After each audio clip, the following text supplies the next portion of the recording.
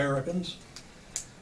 And so that I felt like, yes, now we've, you know, the United Nations had just come into being. Now we can proceed to really bring an end to war, and you know, with all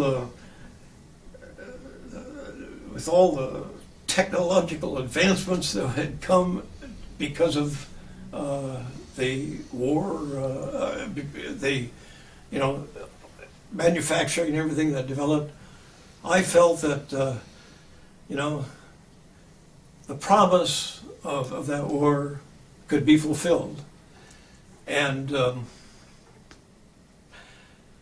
in some ways it has. In other ways, it's that we haven't learned the first lessons about how to preserve peace among peoples.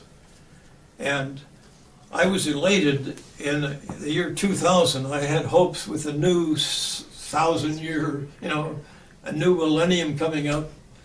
The United Nations would just affirm the Millennium Development Goals to eradicate hunger throughout the earth and all. So I felt like that to me was another big moment, just about like September 2nd, 1945 was. They declared the decade to achievement the culture of doing the culture of violence and advocating nonviolence, and I'm totally involved in that. And so that was what I had hoped for in 1945. It's what I hoped for in 2000.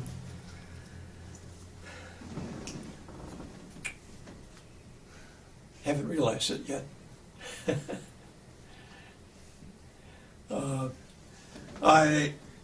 I'm excited that high school students are looking at these kind of issues. I think that my basic feeling is that our culture is one where violence is very much a part of life. Even our library here in Sacramento is sponsoring these war game. This Saturday you go down at 1 o'clock. No, you can't. You have to be 17. But you go down and involve in taking part in viewing these screens, and you're in competition with somebody over there, and you shoot, and you pick out people. One of the things is you have the chance to assassinate Castro, the leader of Cuba, and I think, wait a minute. Even our public library is promoting these kind of violent activities.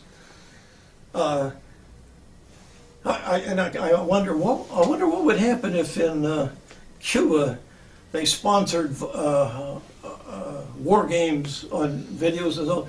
How can you assassinate the President of the United States or the senators or in fact, right now I think there's a little conflict over in Korea, and it shows our big battleship just, you know, involved in that. I'm thinking, what if China had a war games just outside the San Francisco Bay Area? I wonder what we wouldn't allow it. But we have our bases spread around the world. And I'm thinking, there is no way to peace. Peace is the way. And if you think you're going to accomplish peace by any other means than peaceful means, you're fooling yourself. I'm convinced of that. For me, my initial inspiration was Jesus the peacemaker. But very honestly, I didn't really understand very much when I was in high school. In high school, I started to learn something about Mahatma Gandhi and his talking about nonviolence. And then I started learning, about, well, of course, I was involved with Martin Luther King. I was campus pastor at Portland State College, and we sponsored him on our campus in 1963. And I complimented him on his speech. There were 4 or 5 of us that were meeting with him afterwards because we had sponsored this. And he pointed to me and he says, "I'm sick and tired of ministers like you and priests and rabbis that talk about peace. If you want to get peace, get off the sidewalk, get into the action, be involved in peacemaking, nonviolent activities." And he was speaking to all of us, but he was shaking his finger at me. It's the same speech he made in his letter from the Birmingham jail. Have you read that? Boy, read it. That's a masterpiece.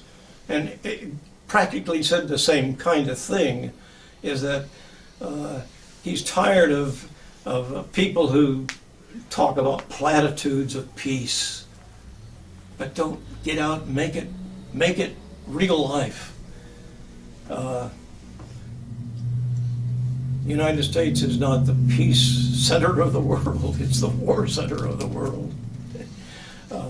So after World War II was over and you were back home and you were making this transition and awareness, how did your family or friends react to your changing views? Well, I probably felt like an outsider on my peacemaking activities in much of my life. I think that that very few people understand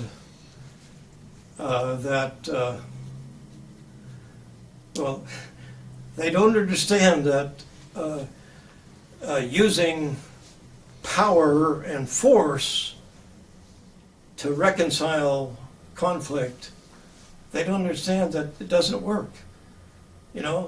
Whether it's beating your kid, spanking your kids, abusing them to teach them to be a good citizen, it doesn't work that way. Or to, sending 35,000 men to Afghanistan to bring peace to Afghanistan. It didn't work for the Genghis Khan, it didn't work for Russia, and it's not working for the United States. No, and as much as I would like to say that Christian churches are really committed to nonviolence, and they're slow to learn it too. And unfortunately, even though, by the way, I spent 3 years in East Africa at a university there, and I've been heavily involved in all the religious inter-cooperative movements. I've been president of Interfaith Peace Ministries in Southern California. And at the heart of every religion, there is this commitment to nonviolence. Another word for it is love, but the active word is active nonviolence. Nonviolence is not doing something. Nonviolence is doing something. Involved progressively and energetically in making peace, constructing peace, reconciling efforts and all. But I'm afraid, and it's true for Judaism, it's true for Islam, it's true for Buddhists. It's Neket Han, who's a famous Buddhist priest, came from Vietnam. I had talked with him down in Vietnam, in Southern California, and he says, "I love to come to America. he says, most Americans are kind of fed up with the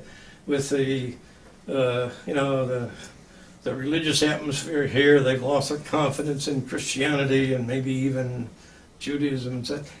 But they love Buddhism these days. Oh boy. But he says, when I go back to Vietnam, they're sick and tired of Buddhism over there. And the Christians are very popular there. And it's somehow, people even want the religion to serve their private, selfish, rather than their common good. And so that, no,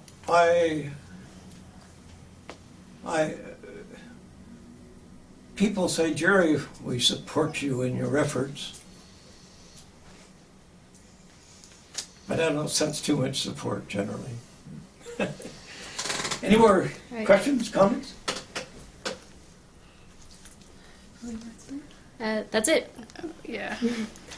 Well, I'd go on for hours. Is there anything else you'd like to? Let me just give you the Cesar Chavez was who headed the farm worker movement up, and I was with a bunch of students from San Francisco State in 1968, shortly before. Well, Robert Kennedy was with him that day. 2 months later, he was assassinated. But I heard Cesar Chavez say, he said, we're only beginning to learn the power of nonviolence or the power of love, even as we're learning the weakness of military force. And I think the most powerful force in the world is the force of nonviolence, of love, of spreading goodwill. But we're caught up in we think power is might. That might makes right, and it doesn't. I'm excited you're studying this kind of thing, and I hope I've helped. I hope down the line you're going to say, I'm going to be working for peace too. Jenifer, you guys, you got to make a difference in your life. Not everybody will agree with you, but by golly, that's what you're studying history for. Someday we're going to start learning from history.